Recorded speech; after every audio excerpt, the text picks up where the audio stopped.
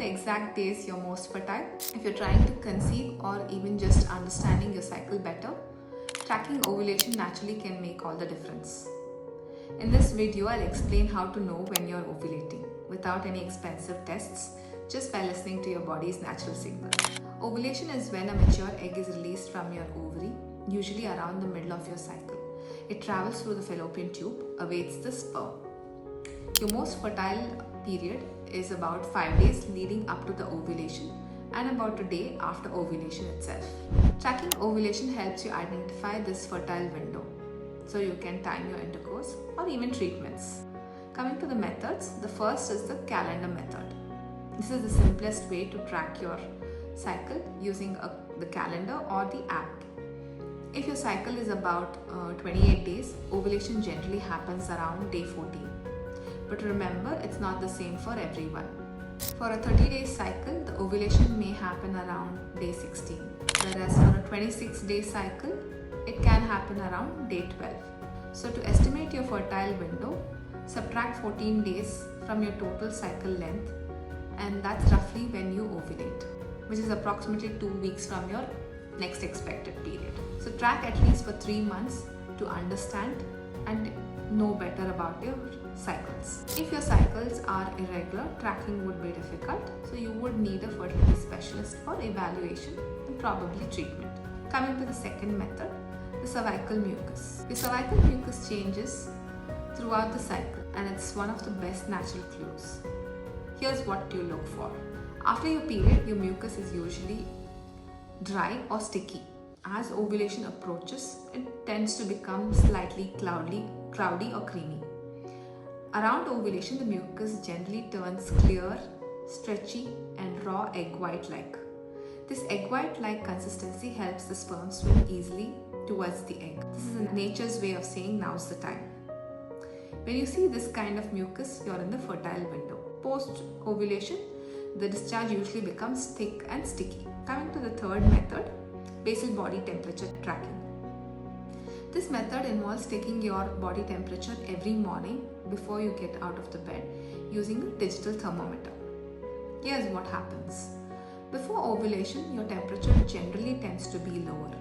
But right after ovulation, there is a rise about 0.5 degrees Celsius or even 0.5 degree Fahrenheit due to progesterone, which is a thermogenic hormone. With this method, you'll notice a temperature shift that confirms ovulation has occurred, though it can't predict beforehand. Tracking for 2 to 3 months help you recognize your own ovulation pattern. The fourth way would be using Ovulation Predictor Kits, which are commercially available. Another very accurate way to track ovulation is supposed to be the Ovulation Predictor Kits. These are urine test strips that detect the surge of the luteinizing hormone, the same hormone which is required for triggering ovulation. Here's how it works. A sudden spike in LH or luteinizing hormone usually occurs about 24 to 36 hours before ovulation. So when your test line becomes dark or darker than the control, it means the ovulation is likely to happen in the next day or in the next 2 days. That's your most fertile window and the best time to have intercourse if you are trying to conceive. For best results, start testing a few days before expected ovulation. Like for example, if it's a day from day 10 itself in a 28-day cycle. Test at the same time each day. Ideally, afternoon sample of urine is used. This is to avoid low levels of LH in the early part of the day. Usually the LH hormone builds up in the later part of the day. Ovulation predicting kits are a great way to predict ovulation, while basal body temperature confirms that the ovulation has already happened.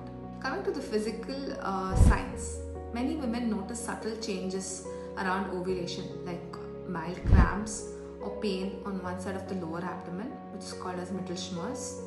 Sometimes people notice breast tenderness, increased libido, feeling more energetic or upbeat. These are all your body's natural ways of signaling fertility. If you tune in, you'll start recognizing your own rhythm. Next is the combined method.